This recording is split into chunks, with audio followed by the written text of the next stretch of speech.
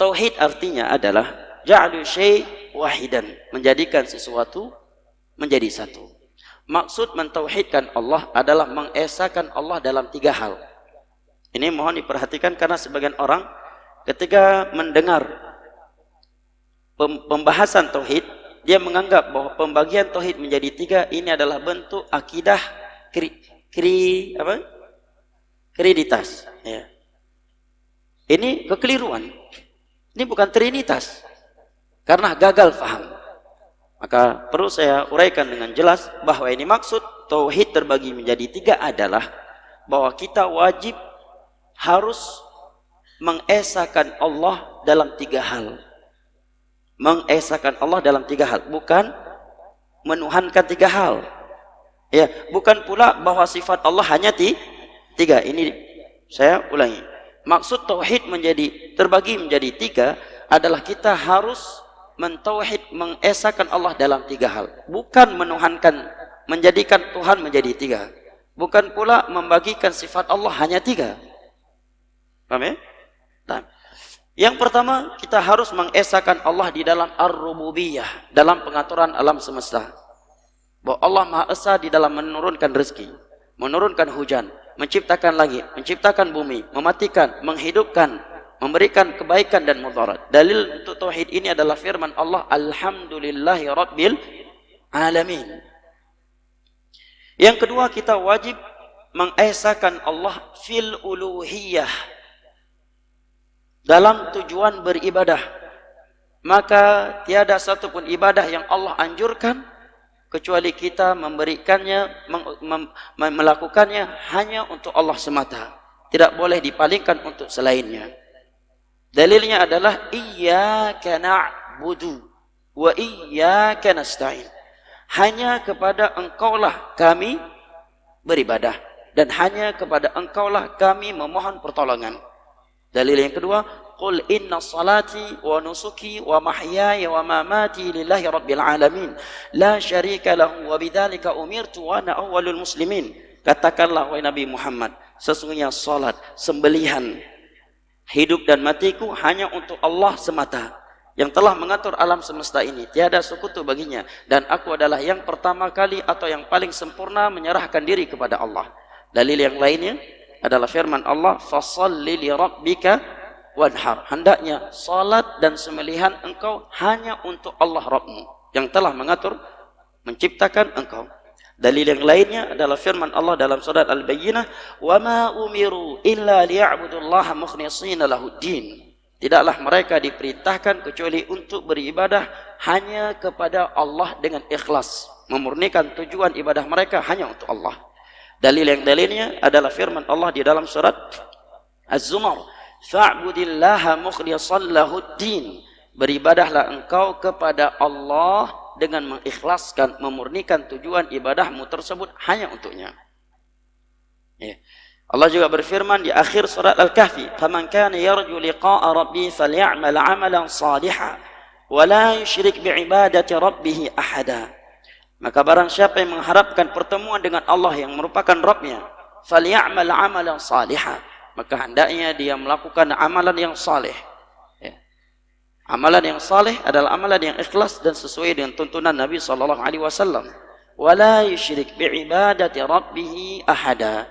Dan janganlah ia menyekutukan Allah Jalla wa'ala dengan sesuatu apapun. Dalil yang lainnya adalah firman Allah di dalam surat An-Nisa, wa'budullaha wa la tusyriku bihi syai'a. Hendaknya engkau beribadah hanya kepada Allah dan jangan engkau menyekutukannya dengan sesuatu apapun. Dengan sesuatu apapun atau dengan siapapun.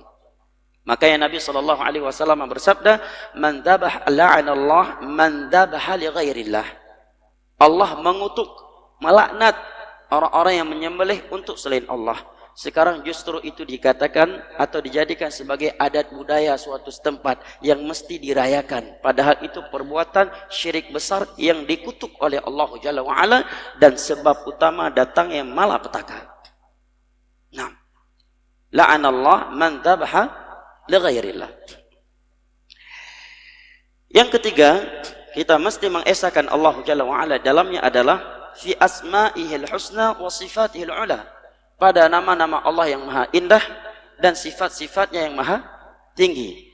Dan para ulama menyatakan seseorang telah mengesahkan Allah pada nama dan sifat-sifatnya apabila dia isbatu ma asbata lillahi ma asbata li nafsihi minal asma'i was sifati fi kitabil aziz aw sunnati sahihati min ghairi takyifin wala tahrifin wala ta'tilin wala tamthil, yaitu dia tetapkan apa yang telah Allah tetapkan untuk dirinya dari nama-nama dan sifat-sifat yang ia tetapkan untuk dirinya dalam Al-Quranul Karim dan hadis-hadis Nabi SAW. Karena terkait sebutan nama atau sifat untuk Allah itu hanya dibangun di atas dua ini, ya, Al-Quran dan hadis, ya, Al-Quran dan hadis, tidak masuk kias dalamnya karena ini terkait perkara gaib. Dia meyakini itu semuanya bahwa nama dan sifat tersebut sesuai dengan keagungannya Allah sebagai Al-Khaliq yang tak dapat diperbagaimanakan dengan rasio, la tudrikul absar wa huwa yudrikul absar, yang tidak boleh ia takwil dari yang tersurat darinya kepada makna yang tidak tersurat, tidak boleh pula dia menolaknya, dan tidak boleh pula ia menyerupakannya dengan sifat makhluk. Laisa kamitslihi syai'un wa huwas samiul basir. Ini dalil dasar, dalil utama dalam bab tauhid asma' wa sifat. Laisa kamitslihi syai'un wa huwas samiul basir. Tiada sesuatu yang serupa dengan Allah. Perhatikan bunyi ayat. Allah tidak menyatakan ia tidak memiliki sifat istawa. Allah tidak menyatakan ia tidak memiliki sifat ini dan itu. Tetapi Allah hanya meniadakan keserupaan darinya.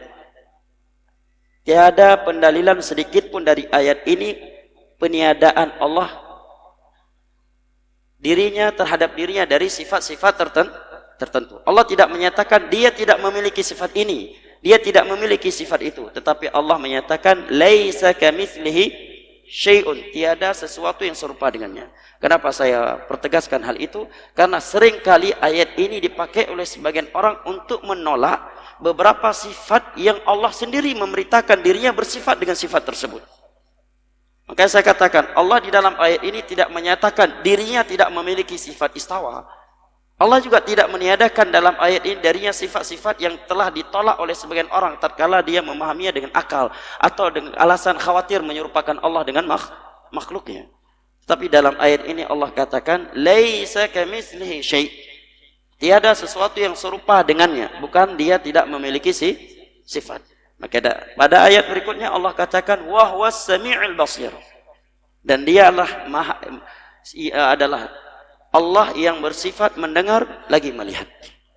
Sebagaimana sifat mendengar dan melihat Allah sesuai dengan keagungannya Allah, tidak dapat diperbagaimanakan dan tidak boleh diserupakan dengan sifat makhluk, maka demikian pula dengan sifat-sifat Allah yang lainnya yang Allah juga beritakan di dalam Al-Quranul Karim dan hadis-hadisnya, seperti sifat istawa sesuai dengan keagungannya Allah yang tak dapat dianalogikan, yang tak boleh diserupakan dengan sifat makhluk, dan dia maha besar lagi maha kaya, dan Allah tetap akbar.